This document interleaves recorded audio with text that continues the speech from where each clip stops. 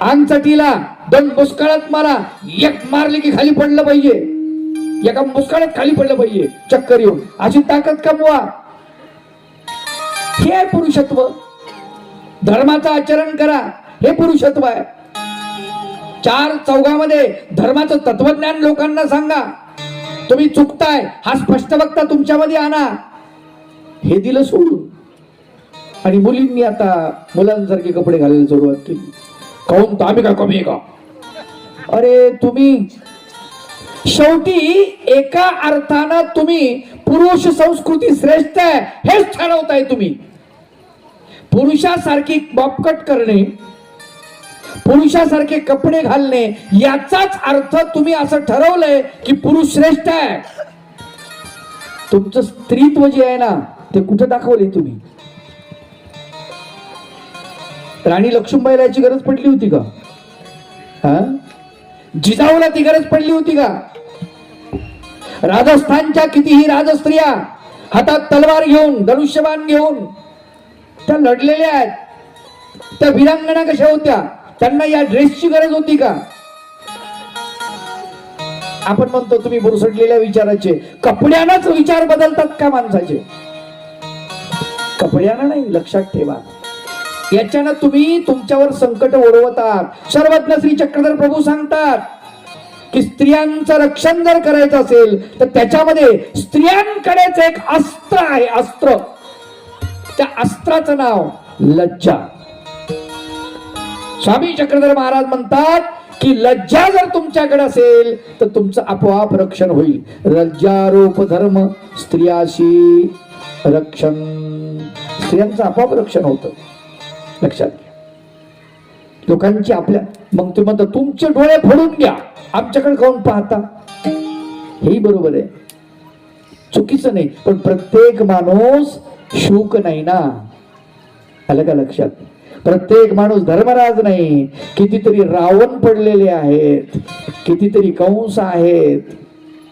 नहीं, घर घर में रावण बैठा है, घर घर में कंस बैठा है, दुर्योधन बैठा है.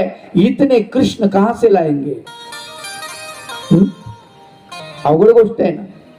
आणि म्हणून आपण आपलं रक्षण करायला शिकलं पाहिजे. सगळ्यात महत्वाची गोष्ट, भगवान गोपाल कृष्णाने जे वस्त्र झाडावर ठेवलेले होते गवळणींनी, आणि त्यांनी पाण्यामध्ये स्नान केलं त्या नदीमध्ये. भगवंतानी त्यांना धडा द्यायचा होता त्या गोपिकांना. अरे बायांनो, असं करू नका. भोवताल माणसं नाहीत, माणसाचं कातडं पांघरलेले रानडुकरे, जनावर आहेत, क्रूर प्राणी आहेत, लांडगे आहेत. कधी तुमचे लचके तोडतील सांगता येत नाही. म्हणून तुम्ही असं उघड्यावरती असा आंघोळ करू नका, हे सांगायचे भगवंताला, हे शिकवायचे. दुसरी महत्वाची गोष्ट, पाणी हे शुद्ध आहे, त्याला खराब करू नका, बाहेर आंघोळ करा. आम्हाला याचं कशाच ज्ञान नाहीये. त्या लिळेंमधून जे भेटायला पाहिजे ना आम्हाला ते कोणी सांगत नाही, आणि ते आम्ही त्याचा विचारही करत नाही. आम्हाला डोकं दिलंय भगवंतानी. लिळा वाचल्यानंतर त्याचं चिंतन केलं पाहिजे, आणि चिंतन करून परत त्याचं मंथन केलं पाहिजे. 4 चौघाला त्याची विचारपूस केली पाहिजे. आपल्याला कुठे वेळ आहे त्या गोष्टीला? नाही ना. नळे फुंकले सोनारे, इकडून तिकडे गेले वारे, अशी गोष्ट आहे आपली. ऐकलं ऐकलं, छान झालं, मस्त झालं, मस्त झालं. काय सांगितलं? कन्नू. अवघड आहे हे आम्हाला कळलं पाहिजे. म्हणून त्या लीळा ज्या आहेत ना त्या फार महत्वाच्या आहेत. भगवान गोपाल कृष्ण गोपिका चुकतात तिथे त्यांना दंड देत आहेत, दंड देत आहेत. मग त्या म्हणतात, देवा भगवंता, अहो तुम्ही कळंबाच्या झाडावर बसले आणि तुम्ही वस्त्र ठेवले, आता मी बाहेर कसं यावं? भगवंत म्हणतात, मी इथे नव्हतो त्यावेळेस तुम्ही आतमध्ये गेलात ना पाण्यामध्ये. म्हणे हो, मग त्यावेळेस माझी उपस्थिती इथे नव्हती का? सर्व ठाई आहे मी, माझ्यापासून काही लपून आहे का? तेव्हा गोपिकांच्या लक्षात आलं, प्रभू गोष्ट खरी आहे, तुझ्यापासून काहीच लपून नाहीये, सगळं उघड आहे. आणि मग त्या भगवंताची स्तुती करतात, ध्यान करतात. भगवंत त्यांना ते वस्त्र देतात, सांगतात पुन्हा असं करायचं नाही, शिक्षा आहे. भगवंत शिक्षा पण सुद्धा करतात, प्रेमही तितकंच करतात आणि शिक्षा पण सुद्धा करतात. ही फार महत्वाची गोष्ट आहे. ह्या लीळा आम्हाला कळल्या पाहिजे मायबाप. आणि त्या गोकुळामध्ये भगवंताच्या अशा खेळ क्रीडा चालू आहेत. दिसमास भगवंत वाढतायत. 12 वर्षाचे भगवंत झाले. अनेक प्रकारची संकट गोकुळावरती आलेली आहेत. मांबळ भटाच्या रूपानं आली, आगासुराच्या रूपानं आली, शकटासूर, कागासूर, अनेक पण कोळ्या लाथांनी भगवंतांनी ते संकट सगळे बाजूला केलेले आहेत. आणि गोकुळातल्या माणसांना, स्त्रियांना समर्थ केलेलं आहे. जीवन जगण्यासाठी अगदी परिपूर्ण बनवलेलं आहे. किती सवंगडी आहे कालच सांगितलं मी, 10,000 सवंगडी आहे भगवंताच्या सोबती. निवडणुकीला जर उभं राहिले तर दुसऱ्याकडे काय हात पसरायचं काम नाही. संघटन कौशल्य कसं आहे माहिती आहे. आगासूर जेव्हा भगवान गोपाल कृष्णाला घेऊन जाण्यासाठी येतो, मोठा सापाचा, अजगराचं मोठं रूप आहे, तशी काय रेल्वेच आहे. आणि वृंदावनातून गोकुळाकडे जाणाऱ्या रस्त्यावरती त्यानं आपलं तोंड पसरलेलं आहे. कोणालाच कळेना. आणि लक्षात आलं जवळ, अरे बाप, हे तर फार मोठं दिसतं. सगळे सवंगडी भगवान गोपाल कृष्णाला म्हणतात, कृष्णा तू नाही, आम्हाला जाऊ दे, आम्ही मरायला तयार आहोत. कसे मित्र असतात, मित्र बनले, सवंगडी बनले, कसे बनलेले आहेत. जीवा बाण प्रेम करणारे बनलेले आहेत. आणि भगवंत सगळ्यात शेवटी भगवंत म्हणतात की आता हे जर आतमध्ये घुसले सगळे, हे मरून जातील. आणि म्हणून भगवंत आतमध्ये जातात. आगासुरी गोपवत्से गिळली, देखोन तुझ कनवा उपन्नली, उदरी रिगोणी मूर्ती वाढिन्नली, व्याळ चिरोणी केली शकली दोन. काकडी चिरून टाकावी लंबी, असं चिरून टाकलं त्या आगासुराला आणि त्या सगळ्यांना बाहेर काढलेलं आहे. कशी सवंगडी आहे बघा. छत्रपती शिवाजी महाराजांनी सवंगड्याच्या भरोशावर स्वराज्याची स्थापना केलेली. कृष्ण भगवंताची लीळा त्यांनी आठवली, नुसते आठवली नाही, चिंतन केलं, मनन केलं. आपल्याला असं करता येईल का हे बघितलं. भगवान गोपाल कृष्णाने बालगोपालांच्या हातामध्ये ताकद निर्माण केली, शस्त्र दिले, अस्त्र दिले भगवंताने. आणि छत्रपती शिवाजी महाराजांनी आपल्या सवंगड्याच्या हातामध्ये शस्त्र दिले आणि स्वराज्याची स्थापना केली. हे चित्र जे दिसतंय ना, तिथं शिक्षण भेटलेलं आहे. आम्ही इतकं बारीक बघत नाही, इतकं बारीक पाहत नाही. आणि गोकुळामध्ये सगळीकडे आनंदी आनंद. एखाद्या वेळेस समजा गोपिका भगवंताची आठवण आली, शरदाचं चांदणं पडलेलं आहे आणि त्या शरद ऋतूमध्ये गोपिका भगवंताकडे येतात. खूप सुंदर असं चांदणं पडलेलं आहे, टप्पोरं चांदणं, एकदम पांढरा प्रकाश अगदी. आणि गोपिकाला भगवंताची आठवण येते. भगवंत त्या वृंदावनामध्ये जाऊन बासरी वादन करतात आणि सर्व गोपिका भगवंताच्या बासरीच्या आवाजानं भगवंताकडे येतात. भगवंता किती सुंदर चांदणं पडलेलं आहे हो. आणि भगवंत उठून उभे राहतात. देहुडा चरणी वाजवी तो वेणू, देहुडा चरणी वाजवी तो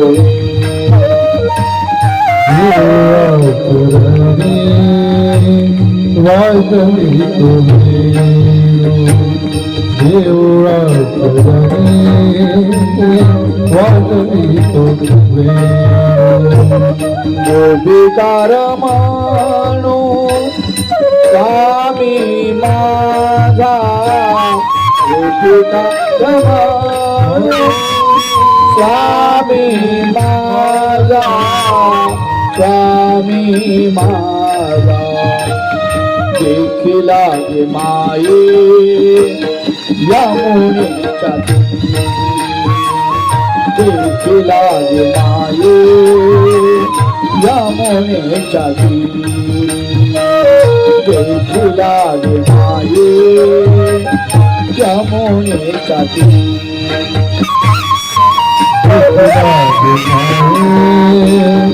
यमुनेच्या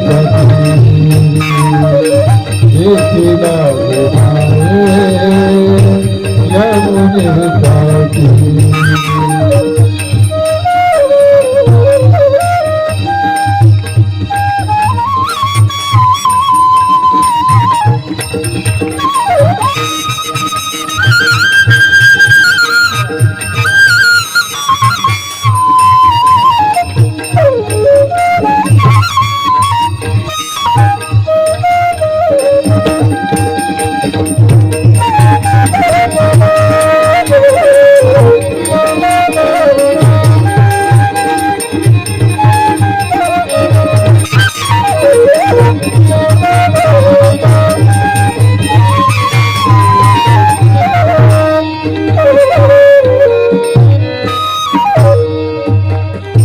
देहुडा चरणी वाजवितो वेणू, वाकडा पाय केलाय भगवंतानं आणि भगवंत वेणू वाजवत आहेत.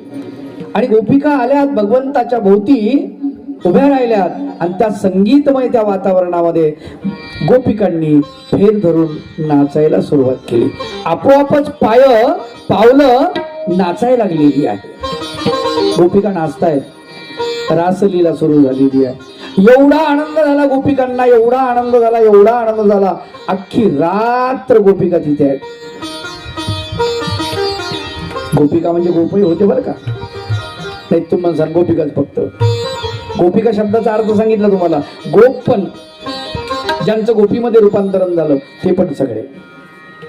गंमत अशी आहे, गोपिका एवढं भगवंताचं प्रेम त्यांना मिळालं. आणि तुम्हाला सांगतो, काही गोष्टी आपल्याला अनायास मिळाल्यानं आपल्यामध्ये अहंकार निर्माण होत असतो, होतो.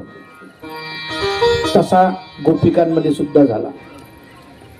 कारण भगवंताच्या लक्षात आलं की गोपिका फेर धरून नाचतायत आणि गोपिकांचं सगळं लक्ष माझ्याकडे आहे.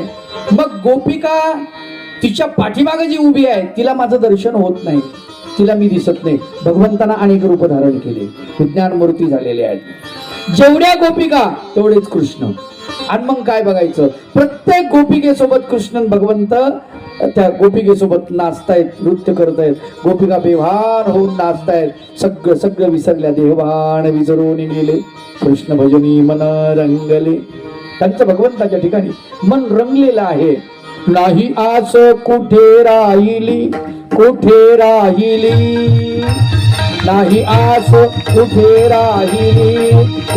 राहिली, जेथे माझे कृष्ण माऊली. हो जेथे माझे कृष्ण माऊली. संताच्या सभेला भले, संताच्या सभेला भले, कृष्ण भजनी मन रंगले, कृष्ण भजनी मन रंगले.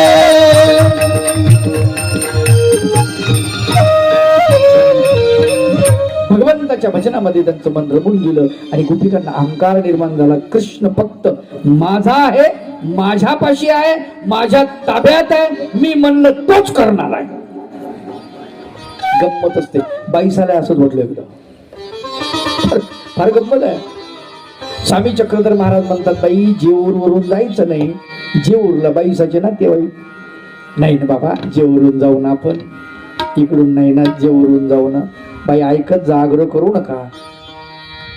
चक्रधर महाराज फार सुंदर सांग, भगवंत सांग, बाई नका आग्रह करू, ऐकत जा तुम्ही आमचं. नाही ना बाबा, नाही ना, जेवरून जाऊ ना, इकडून बी जायचं आणि इकडून बी जायचं. देव म्हणले ही काय ऐकत नाही अशी. जे भगवंत गुप्त झाले लागली बावळ्यामध्ये पाहायला, इकडे तिकडे देव दिसत नाही. कुठे गेला घनश्याम, कुठे गेला माझा चक्रधर, माझा भगवंत कुठे गेला? देवा भगवंता कुठे आहेस रे बाबा? आणि बाईसाचा प्राण कंठाशी आला, चक्कर येऊन खाली पडल्या, मरणार आता. देहा म्हणजे जाणार देहातून आत्मा. आणि भगवंत आले, बाई बाई नागोबाई नागोबाई. आणि मग नागोबाई डोळे उघडले, देवाचाच आवाज यायला वाटतो. तेव्हा कुठे गेला होता प्रभू? मला सोडून असं तुम्ही गेलात तर मी जिवंत कशी राहील? देव म्हणले, आग्रह करू नका, असा अहंकार चांगला नाही. तुमचंच आम्ही ऐकलं पाहिजे काय? आपल्याला असं वाटतं देवाला आपलं ऐकलं पाहिजे. मनुष्याला असंच वाटतं. लक्षात, भक्त जरी असेल ना तरी सुद्धा असं वाटतं कधी कधी. हे अवघड गोष्ट आहे. आता परिपूर्णत्वाला पोहोचलेली व्यक्ती तिला जर असं वाटतं तर आपली काय कथा आहे? नाही, आपल्याला काय वाटलं सांगता येत नाही ना. रिकामा आहे का देव? आपण आवाज दिल्यावर त्याने यायलाच पाहिजे. नाही, देवाची वेळ आहे. काही काही म्हणले कधी विस्मरण केल्यावर काय होतंय? मग काही नाही होत बाबा. आता काय बोला, कधी करा भगवंताचं स्मरण, हरकत नाही. पण प्रातःकाळी भगवंत उठलेले असतात आणि ते आपलं चिंतन करतात. कोणी आपली आठवण काढतं आणि मग आपण त्याची आठवण काढली तर त्यावेळेला योग्य वेळ असते. तुम्हाला तुमच्या पाहुण्यानं फोन केला, सोपी गोष्ट सांगतो. तुम्हाला तुमच्या पाहुण्यानं फोन केला आणि तुम्ही त्याचा फोन उचलला नाही. काय, तुम्ही फोन उचलला नाही, तुम्ही झोपीमध्ये आहेत. 2-4 वेळेस फोन आला, मग तुम्ही उचलला. थांब थोडं, मला झोपू दे, मी मग नंतर फोन करीन. आणि मग तुम्ही 4 तासांनी त्याला परत फोन केला आणि काय, कसं काय चाललंय, कसं काय फोन केलं? ते म्हणते मला वेळ नाही आता. सोपी गोष्ट आहे. जेव्हा देव आपली आठवण करतो तेव्हा आपण त्याचं चिंतन करायला पाहिजे की नाही? ती वेळ आहे. नंतर देवाला दुसरे काम येतं. आपण म्हणतो नंतर केलं तर काय होते? होत काहीच नाही. पण ती वेळ, उठून बसा. झोप येत असेल तरी अलाराम लावा. तुमच्याकडे मोबाईल येत आता. झोप येत असेल तरी उठून बसा. उठून बसून भगवंताचं नामचिंतन 5 गाठ्या झाल्यानं तरी खूप आहे. 5 किती? 5 गाठ्या नाही. 5 होत, 5 मनगट्या करा. तरुण पोरांसाठी सांगतो. 5 मनगट्या होत नाही ना, त्यांनी कमीत कमी 5 नाम एकदा उच्चारा. झोपीतून उठून लघवीला तर जातो ना माणूस. किती वाजले बघा? 4, 4:30, 5 वाजले ना. मग पट्टीवरच बसा, सतरंजीवर हात जोडा भगवंताला. 5 नामाचं स्मरण करा, परत झोपा लागत. एवढं तर करा कमीत कमी. कारण त्यावेळेस तो तुमची आठवण काढतो आणि तो देव जर तुमची आठवण काढतो आणि तुम्ही जर विषयाची आठवण काढत असाल, तुम्ही जर झोपेची आठवण काढत असाल, तुम्ही संपत्तीची आठवण काढत असाल, पत्नीची आठवण काढत असाल, मुलाची आठवण काढत असाल, देव म्हणतो याला माझी गरजच नाही, मी काय करू? ऐका, गोपिका पहाटे 5 वाजलेले आहेत आणि भगवंताच्या चिंतनामध्ये गोपिका नाचतायत फेर धरून. काय सुंदर वातावरण असेल. आणि गोपिकाला अहंकार झाला, माझ्या जवळ कृष्ण. आणि जे कृष्ण भगवंत गायब झाले, बॉम्बला. आणि दिसना ना देव, देव दिसायला तयार नाही. आणि मग गोपिकाच्या डोळ्यातून अश्रुधारा वाहू लागल्या. कन्हैया कुठेस रे बाबा? कृष्णा कुठेस? मला दिसत नाही तू. देवा आमची चूक झाली.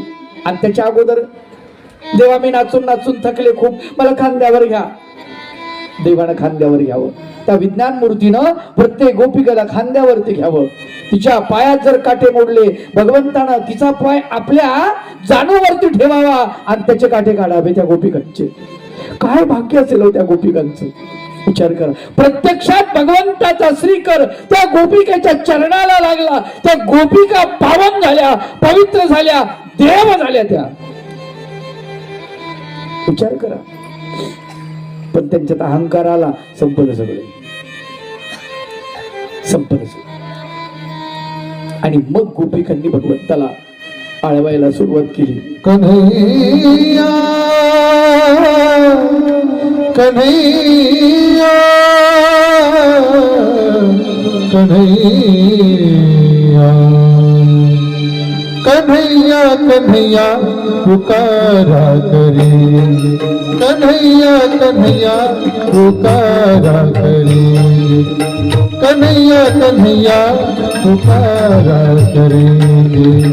मन मंदिर में तुझको बिठा कर, मन मंदिर में तुझको बिठा कर, दर्शन ज्योति जगा करेंगे.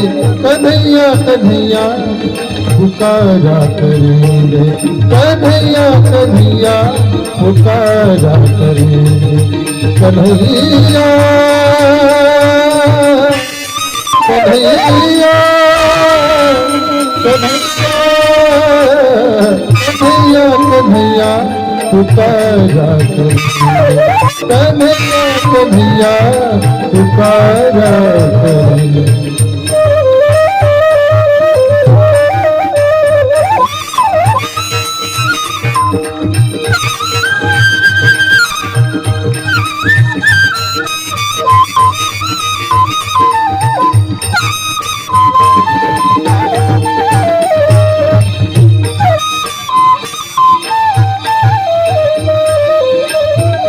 शीतल भाव का चंदन स्वीकार कर लो करती हूँ अर्पण शीतल शीतल भाव का चंदन स्वीकार कर लो करती हूँ अर्पण सांसों की सरगम ये सारा जीवन हमने तो कर दिया पूरा समर्पण प्रेम की ये दौलत लुटाया करेंगे कन्हैया कन्हैया पुकारा करेंगे कन्हैया कन्हैया पुकारा करेंगे मन मंदिर में तुझको बिठाकर मन मंदिर में तुझको बिठाकर दर्शन जोत जगाया करेंगे कन्हैया पुकारा करेंगे कन्हैया कन्हैया पुकारा करेंगे कन्हैया कन्हैया कन्हैया कन्हैया कन्हैया कन्हैया पुकारा कन्हैया कन्हैया पुकारा कन्हैया कन्हैया कन्हैया कन्हैया कन्हैया कन्हैया पुकारा करेंगे डोळे अश्रूने डबडबलेले आहेत कंठ दाटून आलेला आहे गोपींचा आणि गोपिका वेड्यासारख्या भगवान गोपाल कृष्णाला आवाज देत आहेत कुठे गेला असेल सखे ग आणि भगवंत गुप्त आहे भागवतामध्ये फार सुंदर वर्णन आलेलं आहे गोपीगीत नावाचा प्रकार आहे की गोपी गातात कशा गातात तर भागवतामध्ये वर्णन आहे कन्हैया कुठेस रे तू जयति तेधिकं जन्मना व्रज श्रयत इंदिरा शश्वतत्र हि जयति तेधिकं जन्मना व्रज श्रयत इंदिरा शश्वतत्र हि दयति दृश्यतां दिक्षु तावका त्वयि धृतासव त्वां विचिन्वते त्वयि धृतासव त्वां विचिन्वते शरदुदासये साधुदात सत् शिरसि तोदर श्रीमुषादृशा रतनाथ ते शुल्कदाशिका वरदनिपुनको विषजनाप्रिया व्यालराक्षसा वंशमारुता दैत्युतानय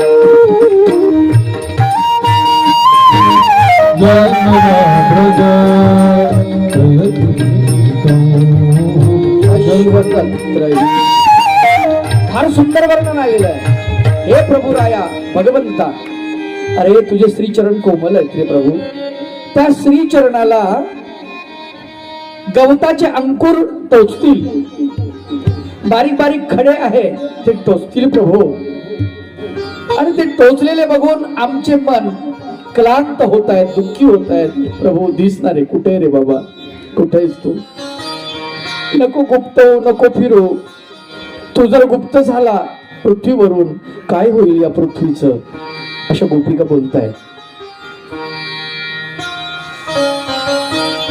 शीलतृणांकुरे स्वेदती तिन कलिलतामण कांत गच्छती. आमचं मन दुःखीच होते आहे तुझ्या श्रीचरणाला बारीक बारीक खडे रुतल्यानंतर, ते गवताचे अंकुर टोचल्यानंतर इतके कोमल आहे हृदय तुझं चरण. हा गंमत आहे मध्ये. आणि राजा परीक्षितेला महर्षी व्यासाचे पुत्र शुक हे सांगतात, राजा गोपिका रडतायत रे म्हणले. कशा रडतायत?